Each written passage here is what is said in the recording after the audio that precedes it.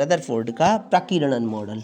अब इसमें क्या है, ये अल्फा कणों की बौछार कराई गई थी, तो हीलियम परमाणु का नाभिक है ना, तो उसे कहते हैं अल्फा कण। अल्फा कण जो है हीलियम से यानी 2 इलेक्ट्रॉन निकाल लेते हैं, ऐसा कुछ करते हैं। तो जब 2 इलेक्ट्रॉन निकल गए तो इसमें क्या है, धनावेश ज़्यादा हो गया, तो धनावेश हो गया हीलियम पे, है ना। अच्छा, रदरफोर्ड ने धातु की पतली चादर, अब इसने सोने की पन्नी ली थी, बहुत ही पतली पन्नी, ठीक है, और जिसमें कि जो है जिससे कि उसकी ट्रांसपेरेंसी बहुत ज़्यादा रहे, क्योंकि सोने को बहुत लंबा किया जा सकता है, यानी 1 ग्राम या एक इसको बहुत कई किलोमीटर तक किया जा सकता है, इसलिए इन्होंने सोने की पन्नी ली थी। 4 किलोमीटर तक लंबा तार बनाया। हाँ, ऐसा उन्होंने कुछ याद भी किया था ना।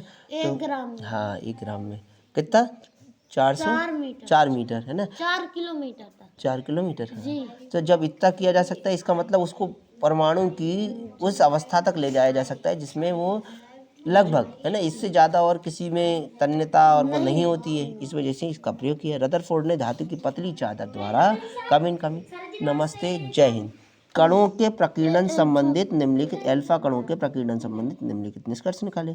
अधिकांश अल्फा कणों के मार्ग में धातु की चादर में से निकलते समय कोई विचलन नहीं होता है, बहुत सारे सीधे निकल गए। अच्छा, अतः परमाणु का अधिकांश भाग रिक्त होता है।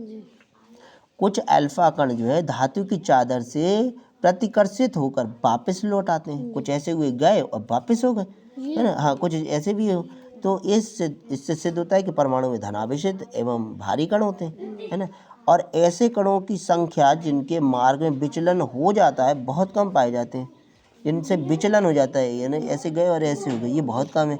इसका मतलब इन्होंने कहा कि एक छोटी सी मात्रा है, कोई छोटी सी ऐसी जगह है जहाँ पे जो है, जहाँ पे धनावेश है और बाकी यहाँ पे ऋणावेश है, और लेकिन अधिकांश भाग क्या है, खाली है, रिक्त है। अच्छा, फिर बस इतना ही दिया हुआ है। अच्छा, इस मॉडल